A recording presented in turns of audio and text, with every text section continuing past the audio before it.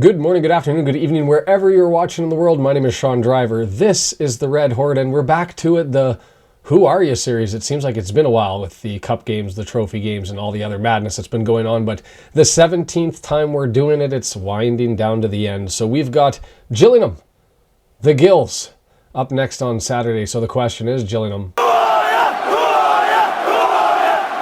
let's get into it.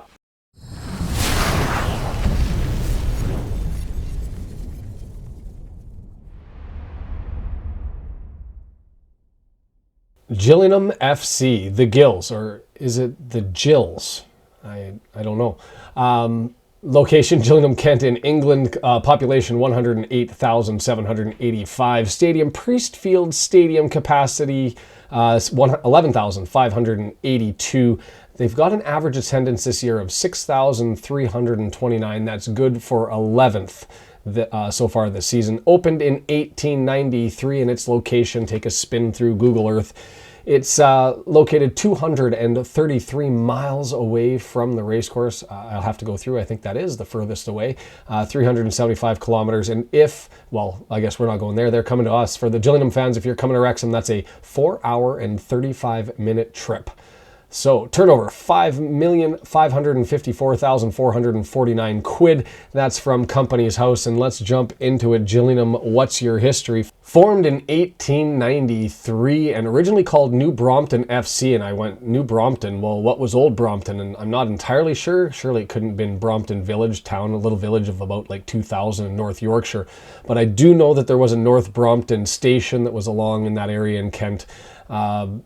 I guess it doesn't really matter, but I don't know. New Brompton. Anyways, they changed their name, joined the EFL Division 3 in the inaugural 1920-21 season, where all the teams in the Southern League Division 1, which is where they were, ended up joining into the EFL, and they all got placed into the third division. Maybe fortunate for them in the sense that the following year they decided to add another division and went with third division North, third division South, and Gillingham, even though they would have been relegated, finishing at the bottom of the table the year prior, weren't. And so they joined Division 3 South. They lived in the 3rd Division South until relegated in 1937-38, and then they dropped down into the Southern League, where they stayed and mired in obscurity, and we know that feeling well, until they found a return back to Division 3 South in 1950-51.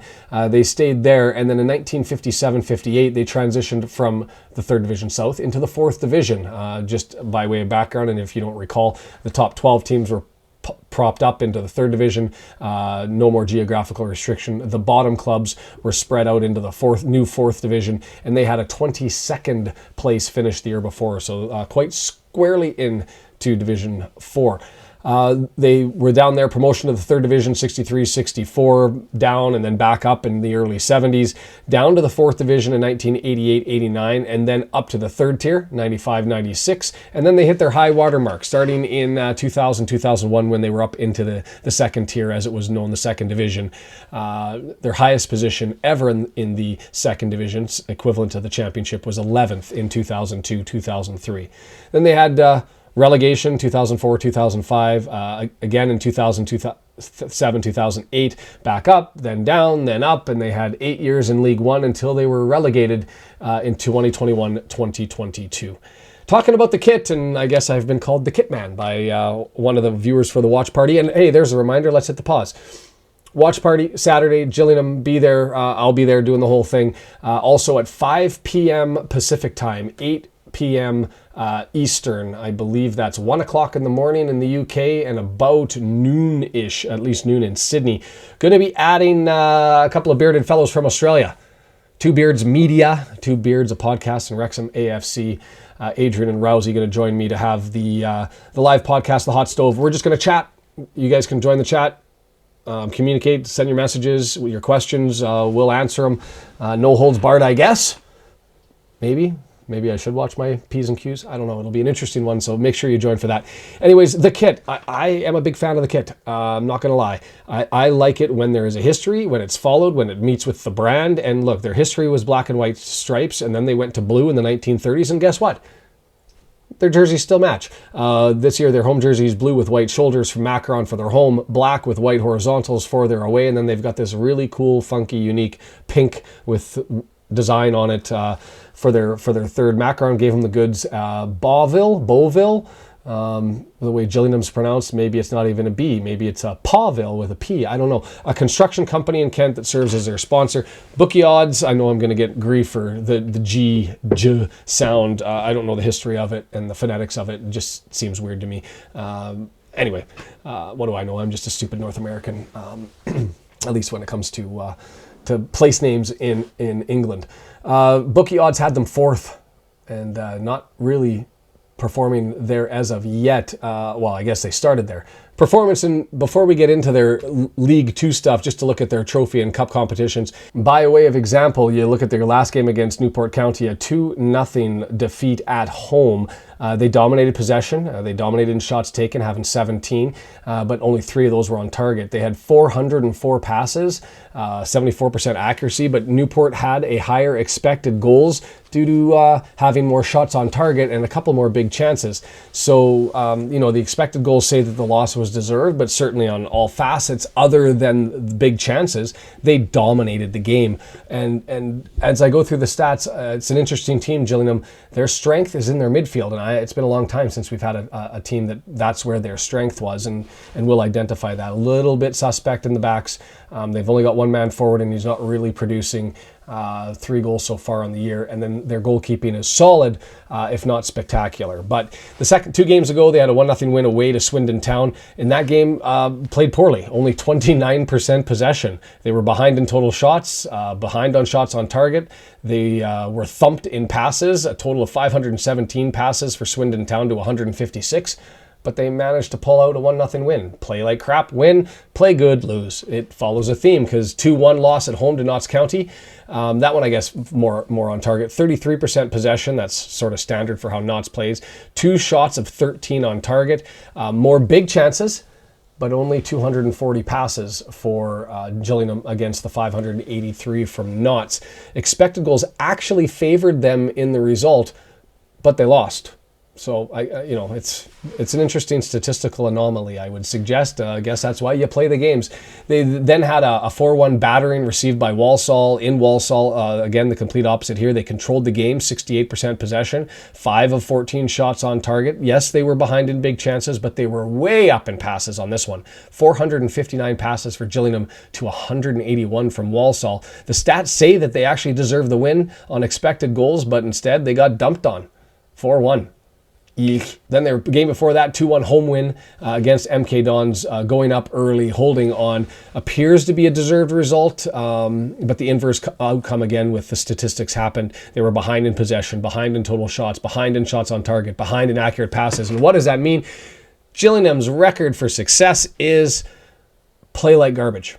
Looking at the stats for the season, comparing Wrexham to Gillingham, then shots on target were far away in first in League 2, and then you've got them at 60 shots compared to our 98, sitting in 19th.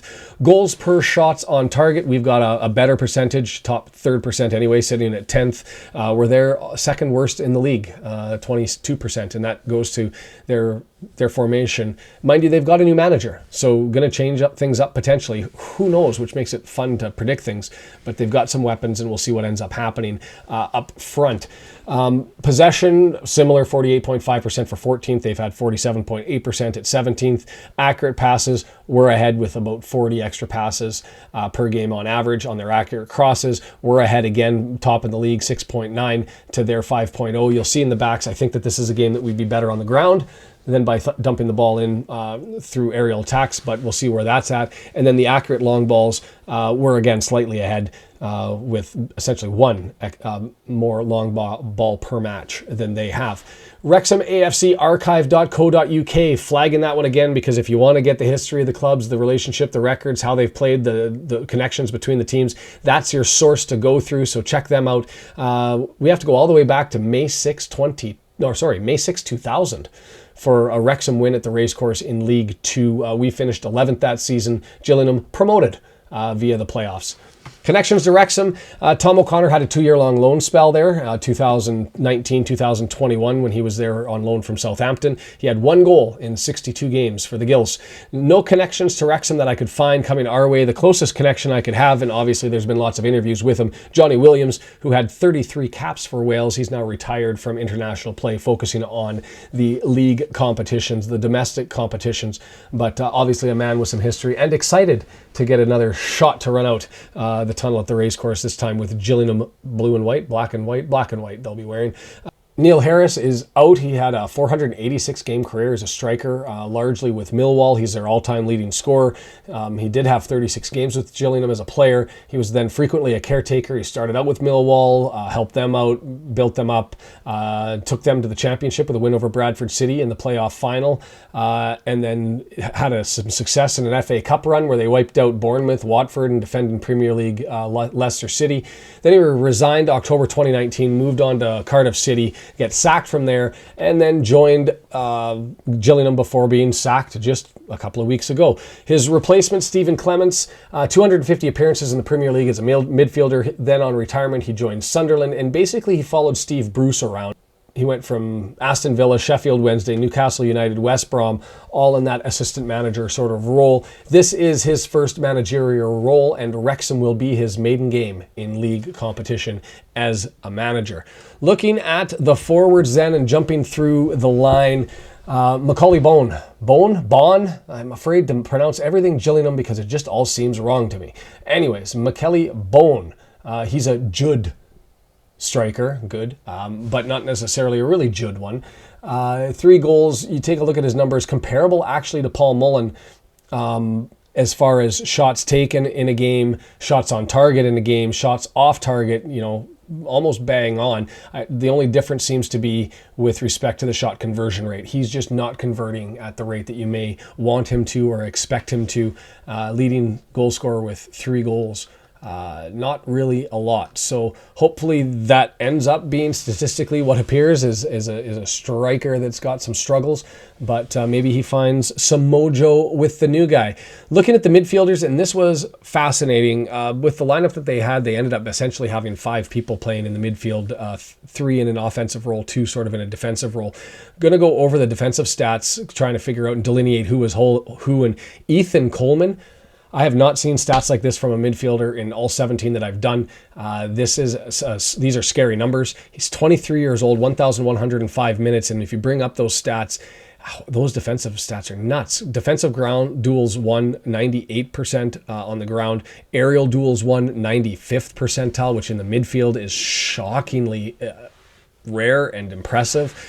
He's there with the clearances, 83, which means he's going back to help out.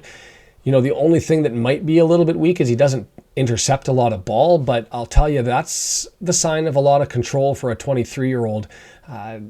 Impressive is all I can say. And he's flanked as far as in a defensive role in their midfield with Dominic Jeffries, 21, 893 minutes. Again, too young again to have a lot of stats for him off of Footy stats, so I ended up having to go to FotMob, and he's solid, not nearly as impressive as Ethan Coleman was, but 73rd percentile in tackles won, 74th percentile in the air, 73rd percent in interceptions. Their midfield is so strong with the offensive and defensive stats that our midfielders better be on the ball, ready to nick some possession and able to put some pressure on it. I think this game is going to be won or lost by who's able to sort of quarterback and control that midfield, and we'll see how that breaks down. In an offensive role, you've got Connor Mahoney, 26. He's had 1,039 minutes, and take a look at his service numbers as far as he's there with some shots, so he's pitching up and lending some assistance up front to Bone or Bon. His shot conversion rate not nearly as high, but he's up there as far as contributing numbers offensively. As far as others, Johnny Williams, 3,747 minutes. I expect him to get a start. Welshman, a veteran in Wales. Take a look at the picture here, though, and tell me, here's another promotion of the podcast that's coming up. Does this not look like Adrian from two beards and a podcast. I mean, if I was a Halloween costume, Adrian, I'd be slapping on blue and white. No, I wouldn't. That's blasphemous. But if there was ever an acting role in a documentary or otherwise for a Gillingham player, I think you could go no further than Adrian. Ignore the accent issues. But Johnny there, mostly for service reasons. He's got crosses, 67th percentile, successful crosses, a little bit better at 73rd percentile. They're largely for key passes, though, 79 of them over the course of the year, 1.35 per game. The defenders, 4 in the back, left back, what you'd anticipate the left back and the right back to have higher interception numbers as well as potential higher ground duels won. They don't necessarily show that, but their center backs, you want them to have higher aerial stats, and that's where they've got some strength. So a little bit weak on the wings, which I'm hoping that our right back and left back, whoever ends up playing, and we don't have McLean, are going to be able to be there to punch forward and take these guys on and put on some pressure, because I do think even though the aerials aren't the way in, that there's some weaknesses on the side to push forward, because you look at his ground duels won 47th percentile, his aerial duels won, he's not going to get a lot, but 66th percentile. I think he's the guy that if you can get ball in, you're in a good place. The passing might be a little bit hard to get to, though. His interception's 89th overall. Within the center backs, then, you've got Shadrach Ogie, 22-year-old, relying on the young guys. Gillingham is 1,305 minutes. He's been playing as a center back. Not, again, because of his age, a lot of numbers on footy stats, so had to jump into FotMob again. 76th percentile on duels won, but 90th percentile in aerials won. He's not gaudy numbers, not what you've seen from a lot of the center backs, but those are some impressive stats, and he seems more than capable at 22 years of age and certainly learning the craft. Next to him on his shoulder, Che Alexander, who's listed as a center back, but playing on the right most of the times, as far as it appears to me. And when you look at his numbers, you can see why. Aerial duels won, that's low, 38th percentile. Ground duels, 21st percentile. So again, this is a key position for our left back. I'm hoping whoever it is filling in for McLean, man, it'd be nice to have him now that I see these stats, but going to have an opportunity, I think, with Mr. Alexander on that side. Connor Masterson, listed as a right back, but playing mostly in a center back role, and you see why with his numbers. Aerial duels won, 93rd percentile, and so he, and his ground duels only in the 29th percentile. He seems to be your prototypical center back. And just as an example, I said not quite as well, not performing quite as well as we are, and you look at Scott Malone and especially Shadrach Ogie with his numbers being in the 73rd percentile. You look at Ewan O'Connell, we haven't had a consistent center back really back there, but he's got 97th percentile in the aerial duels won, 78th in the ground, and I think that that's a little bit more to par. So defensively, they may have some issues. They're strong in goal, strong in the midfield, a little bit weaker, I would suggest, with their back line and up forward. Their goalkeeper, Jake Turner, 24. He was signed from Newcastle United. Save percentage so far this year, 73.5%. And I know as a team, Wrexham stats are like 22nd, I think they've moved up to, maybe 20th. So far they've moved up to in their save percentage as a team. But Mr. Ogonkwo at 22, 81.3% save percentage. It's awesome. He's killing it back there. And so now the fun time when we end up comparing who Gillingham would be if you're going to compare them to a professional sports team in the world, well, in North America anyway. And so as to the food, let's go with a Jost pepper. Yeah, based on their season so far, a Jost pepper. Something that's spicy and you're excited about and you're tasty. You really want to get into it and try it, and then over time it just kind of all goes south, and you get that gut rot.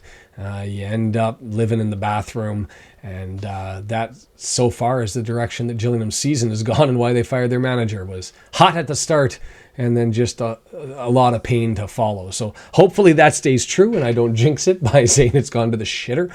But we'll see what ends up happening with the game. As far as a pro sports team, let's go with the Green Bay Packers, maybe the Jolden State Warriors, just because of the name. I have no other reason. That's it.